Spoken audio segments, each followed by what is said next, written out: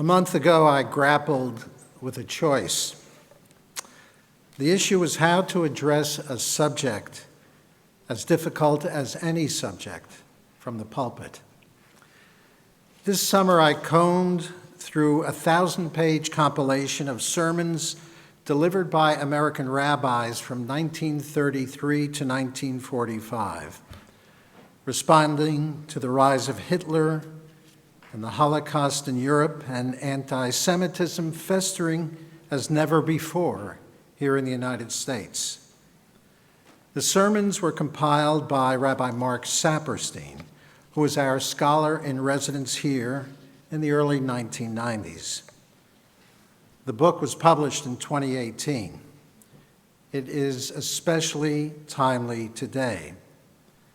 The title of the book is Agony in the Pulpit. Sermon after sermon, the book recounts how rabbis rose to the daunting task of addressing the agony in the pews because of the agony consuming the world. A month ago, after due consideration, I made Agony in the Pulpit my second choice to address the subject as difficult as any from the pulpit. Perhaps you have been wondering, and now likely perhaps have figured out, that I chose a lighter touch, cartoons from the New Yorker magazine. I've been an avid reader of the New Yorker for decades. I'm also among the legions of admiring and aspiring writers who submit pieces to the New Yorker for publication, only to be rejected, twice in my case.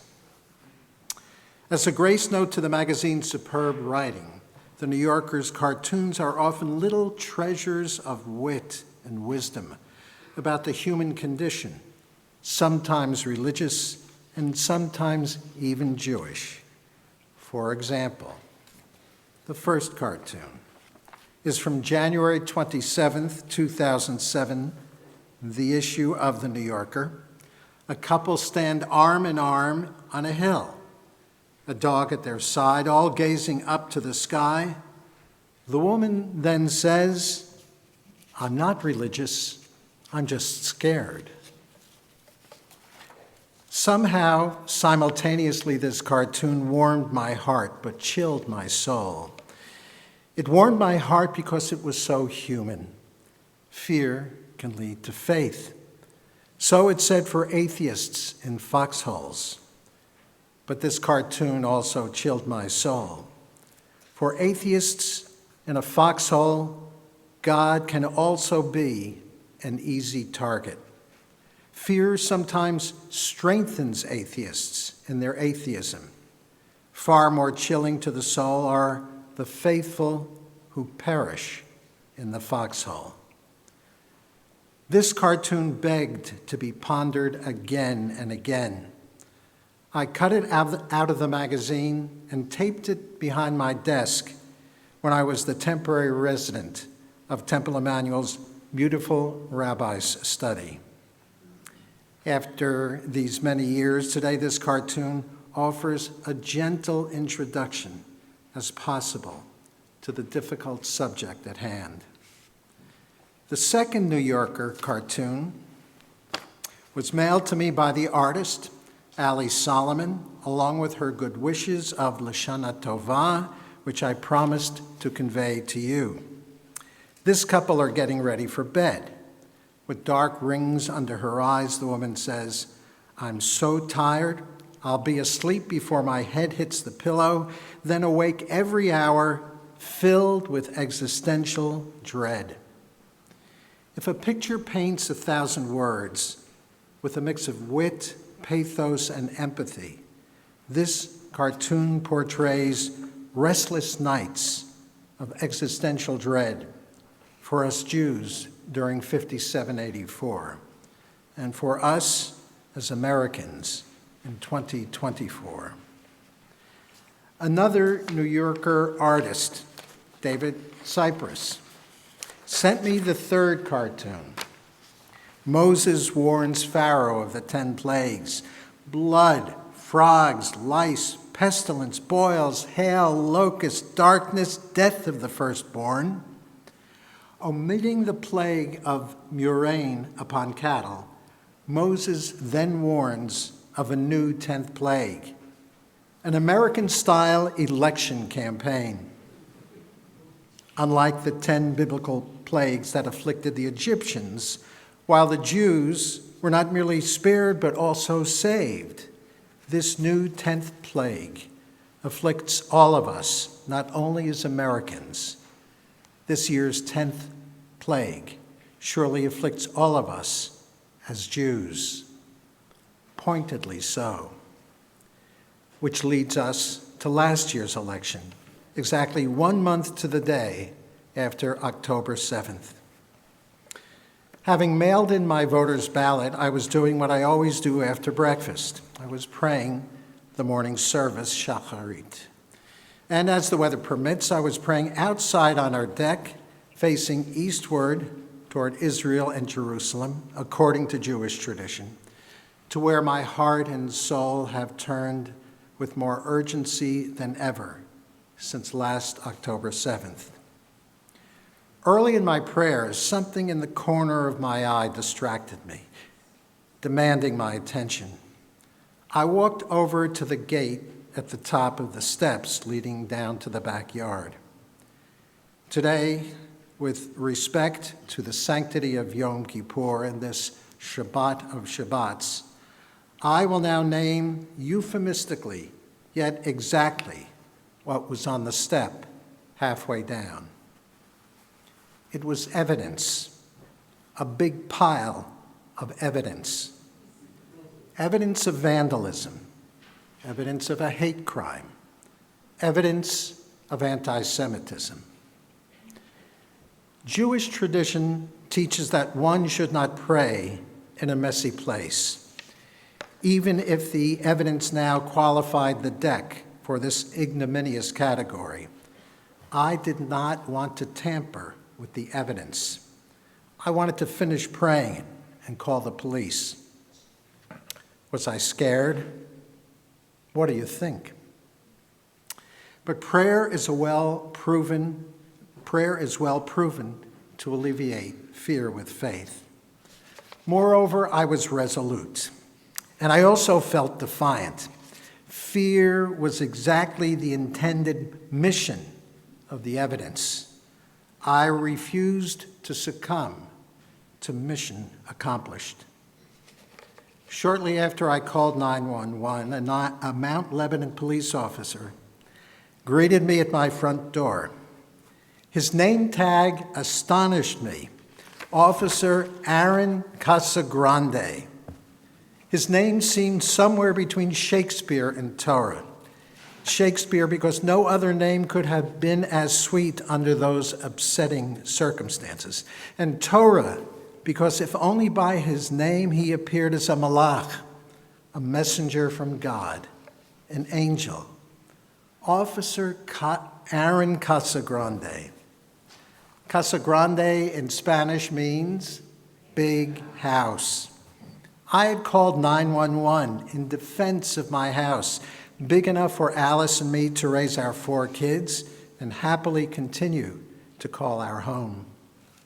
Moreover, Aaron's biblical namesake obviously is the Torah's high priest. I am a Kohen, descended from Aaron both Jewishly and genetically.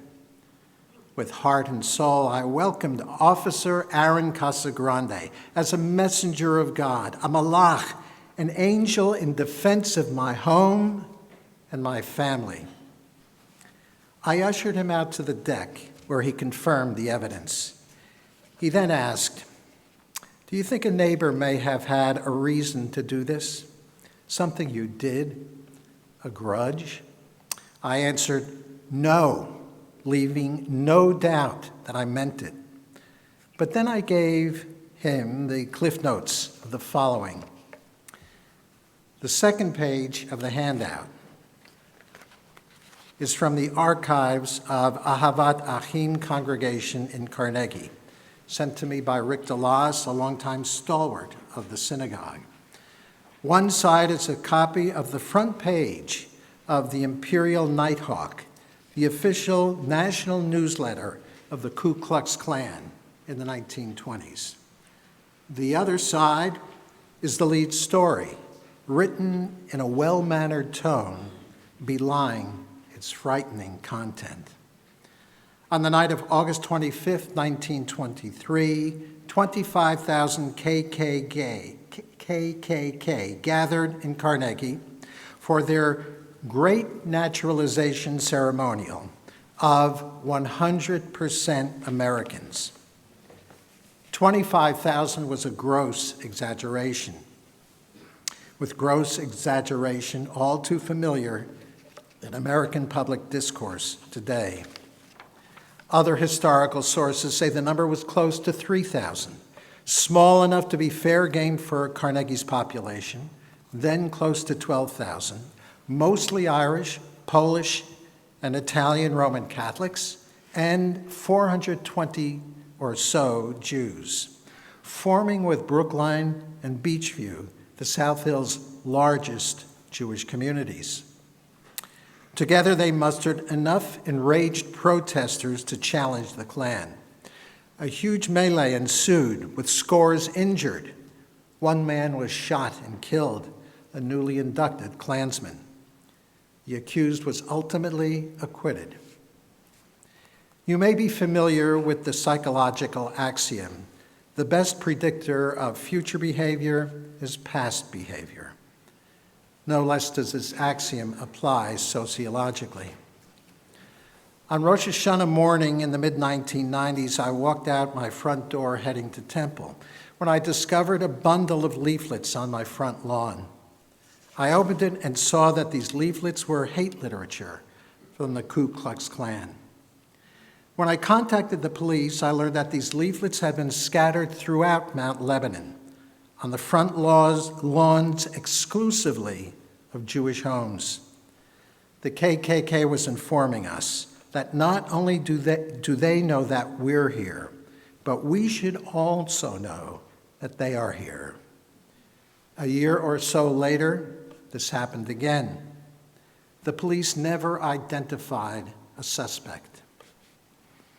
On April 28, 2000, here in Mount Lebanon, Richard Baumhammers, a 28-year-old unemployed lawyer, murdered his next-door neighbor, a longtime family friend, 63-year-old Anita Nikki Gordon.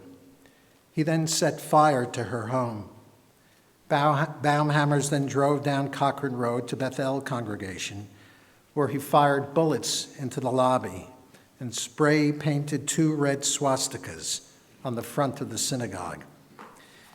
In the next hour, he fired shots into the Carnegie Shul and traveled from Scott to Robinson to Beaver, murdering 4 more people.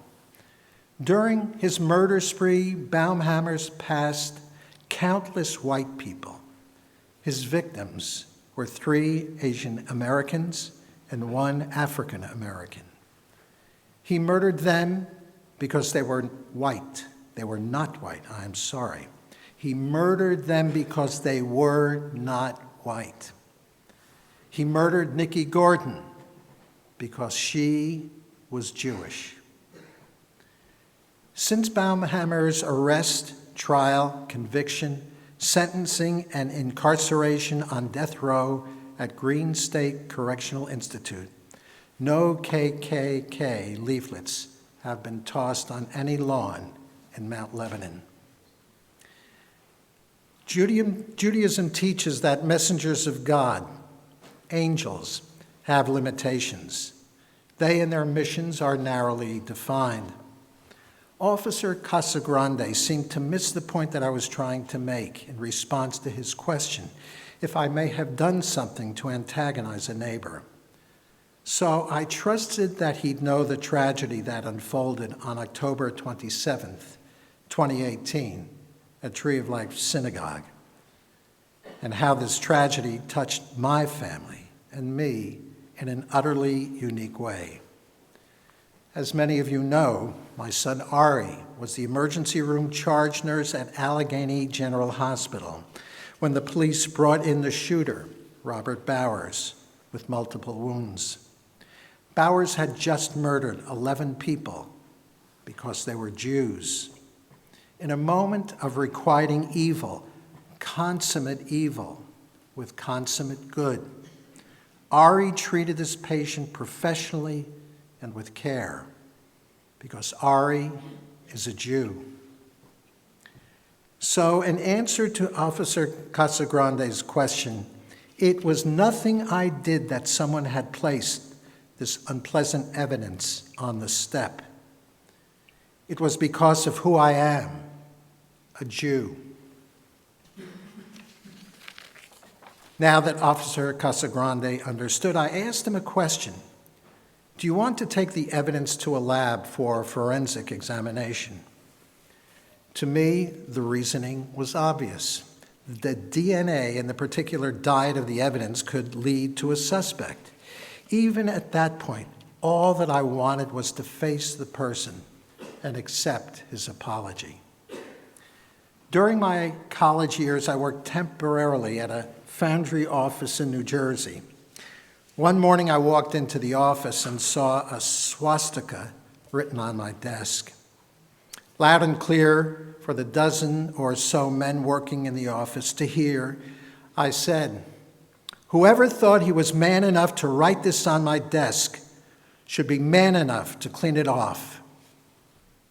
Everyone heard me. Everyone was silent.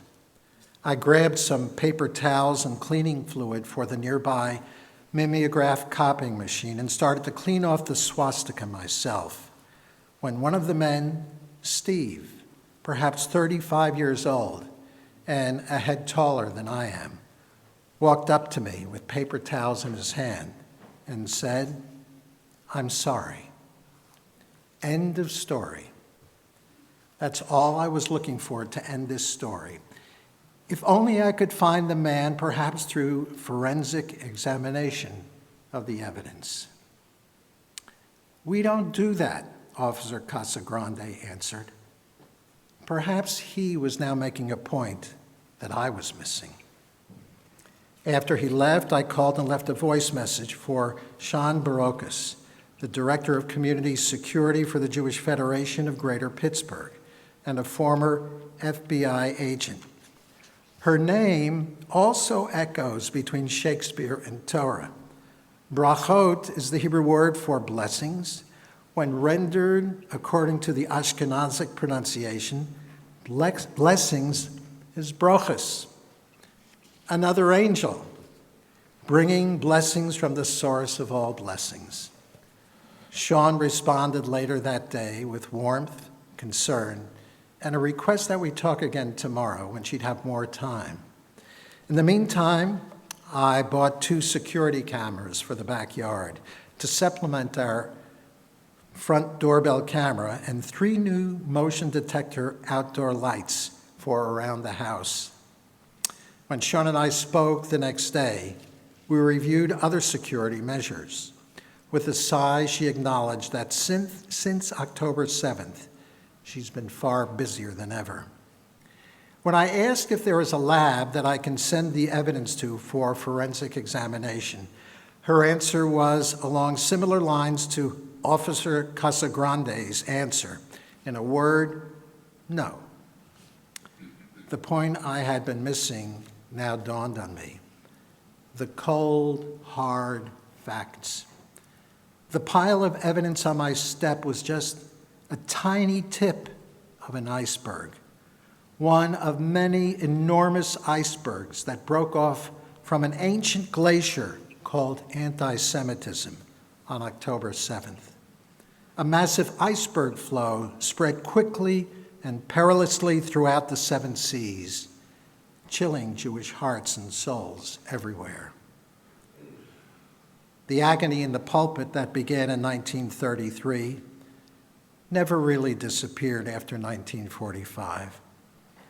Last week, I searched through my files of 50 years of my sermons until I found the Rosh Hashanah sermon I delivered from this pulpit in 1982, 5743. Here are the cliff notes.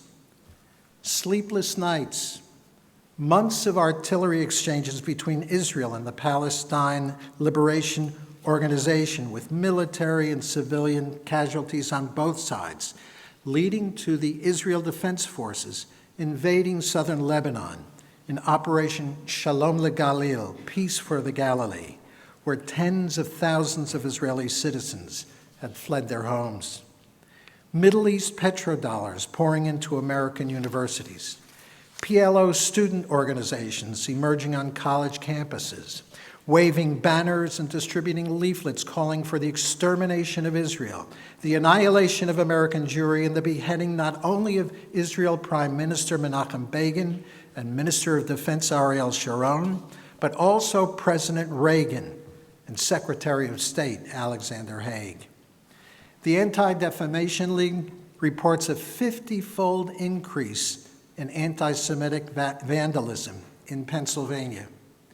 The United Nations reduced into purveyors of international anti-Semitism.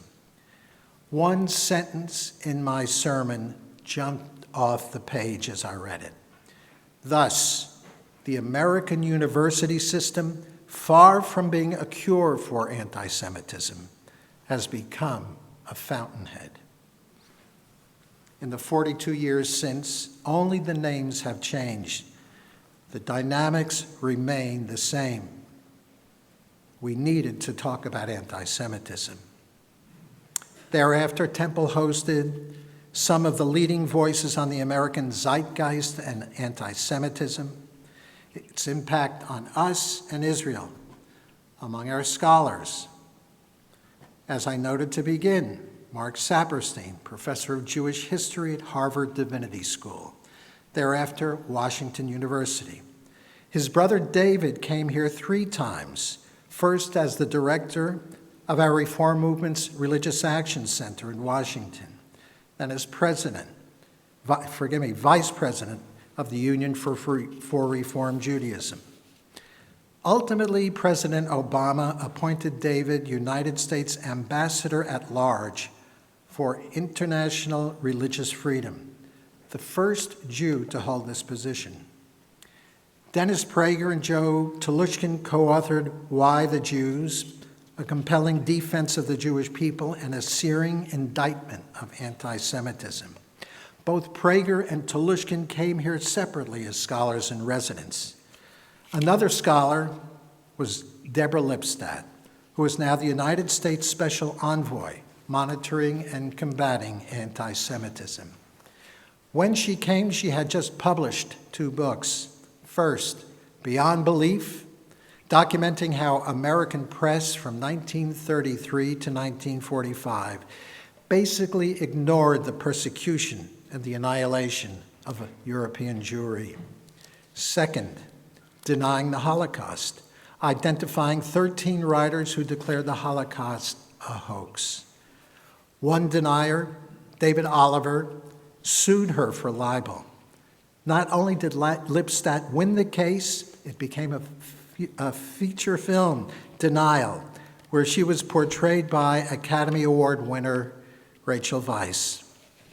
Despite their respect and renown for all of them in the Jewish world, as well as prominence beyond the Jewish world, there was a point that I was somehow missing, something akin to the mitzvah of sounding the shofar.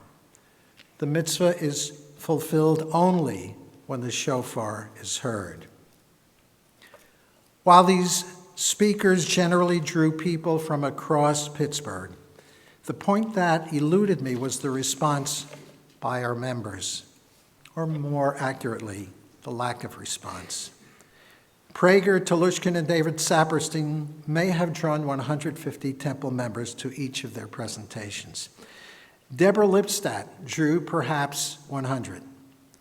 Mark Saperstein, even less still. And these were the times when Temple Emmanuel numbered more than 600 memberships. One of the reasons Mark Saperstein compiled his book, Agony in the Pulpit, was to correct the notion that American Jews, by and large, were unaware of the mass murder of Jews underway in Europe. Agony in the Pulpit documents that the rabbis knew, so the Jews in the pews certainly knew. The question is, what about the Jews not in the pews? If the American press wasn't reporting it, as Deborah Lipstadt documented, perhaps they didn't know.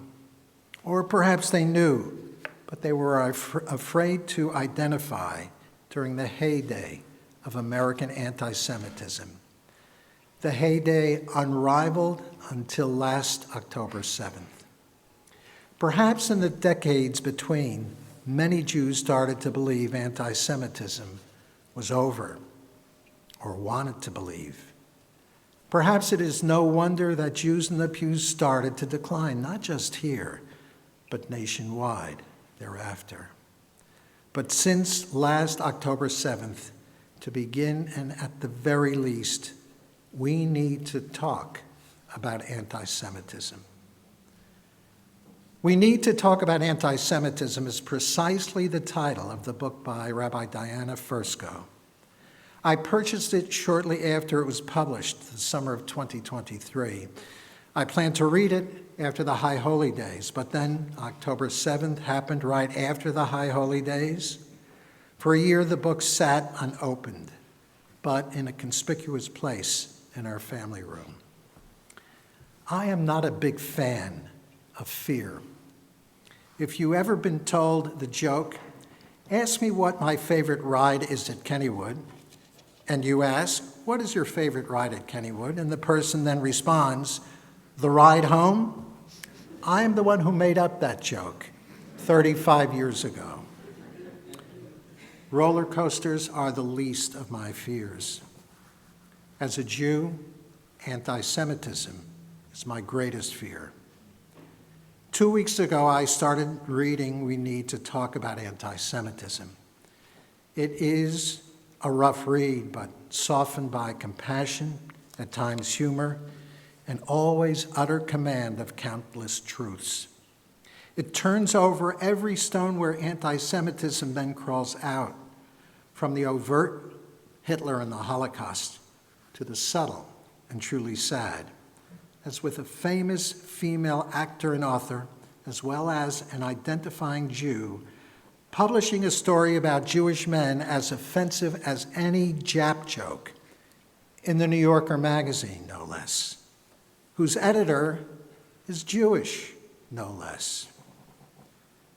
But if you are even more anti-Semitism averse than I am, don't read the book. Just follow the title, please. Talk about anti-Semitism with your family and friends. This will be uniquely helpful for those of you who are not Jewish. The New Yorker just proved even Jews can be foolish and insensitive about anti-Semitism. But the multitudes of hardcore anti-Semites are not Jewish.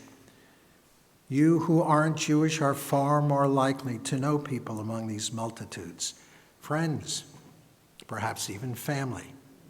Of course, please talk about anti-Semitism with your Jewish family and friends as well. It will help you with talking about anti-Semitism with your non-Jewish family and friends. More difficult still will be the conversations with Jewish family and friends who pillory Israel. The ground rules are simple. The policies of the Israeli government are subject to debate and criticism. Israel itself was rife with massive weekly protests against government policies in 2023 up until October 7th. Protests continue now regarding the fate of the 101 hostages still held by Hamas. However, the existence of Israel is not subject to debate.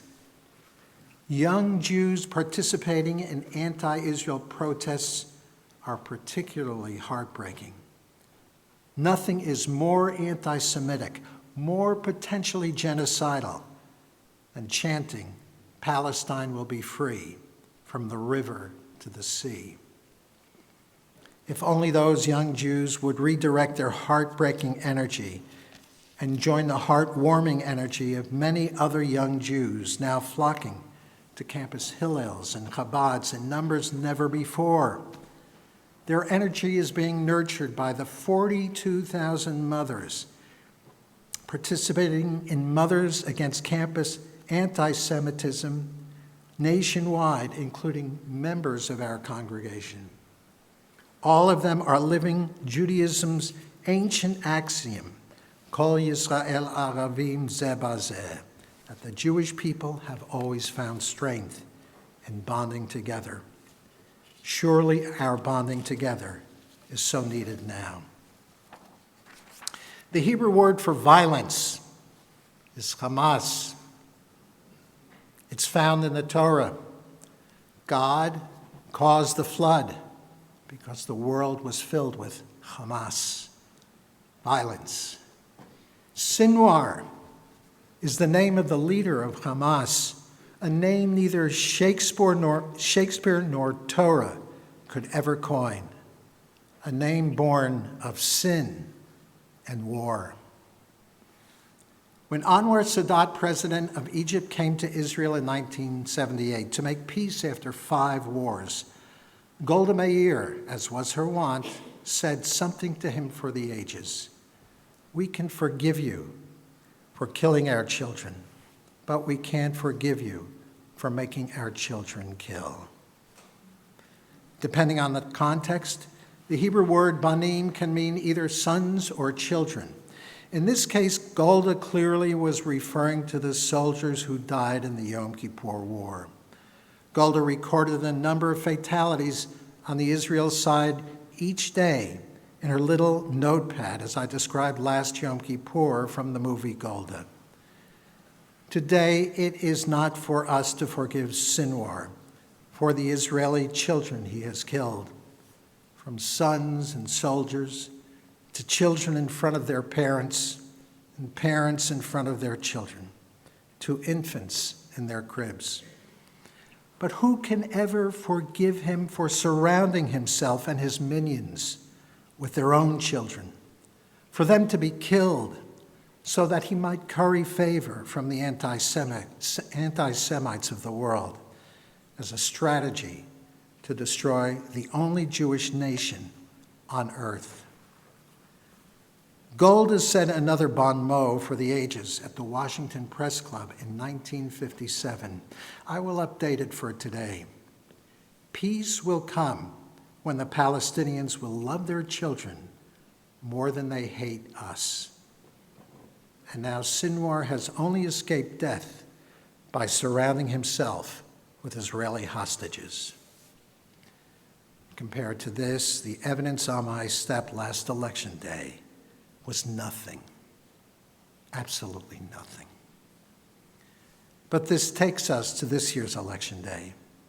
Surely fear has currency as no American election since 1860, when Abe Lincoln's victory prompted secession by the South in the bloodiest war in the history of the country.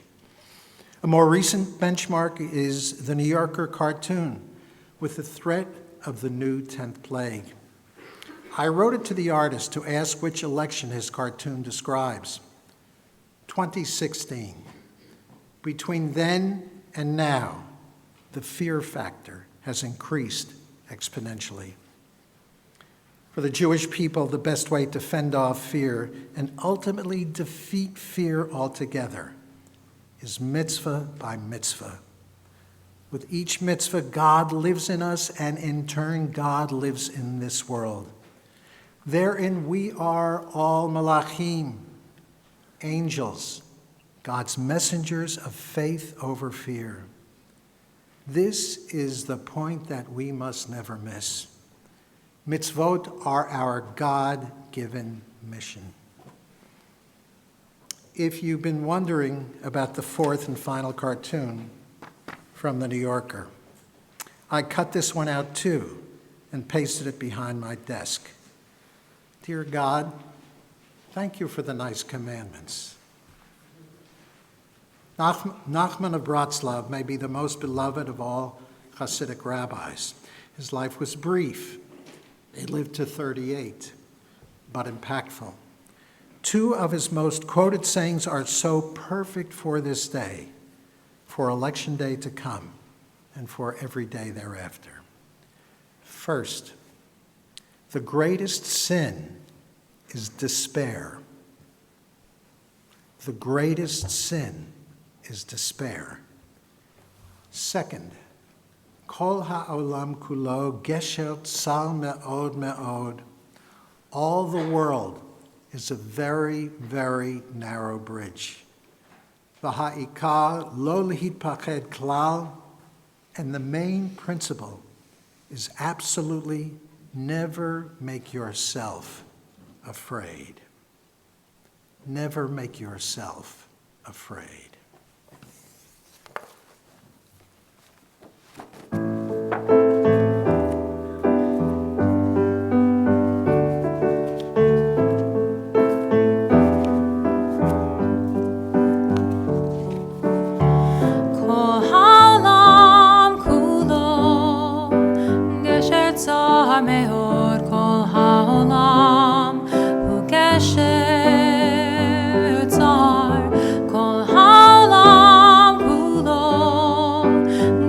Tzar me'od kol ha'olam hu kesher tzar me'od kol ha'olam kulo gesher tzar me'od kol ha'olam hu kesher tzar kol ha'olam kulo gesher tzar me'od kol ha'olam hu kesher והעיקר,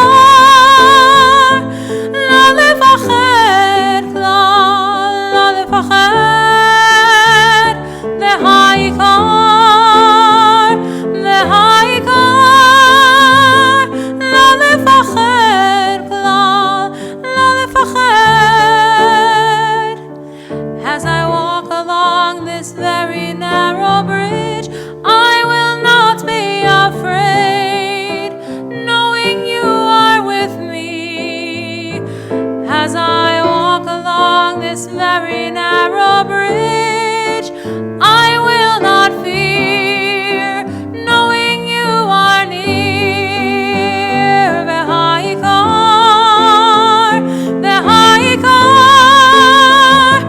לא לפחד כלל, לא לפחד. והעיקר,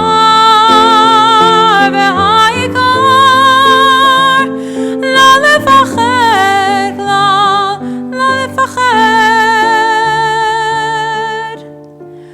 לא לפחד כלל.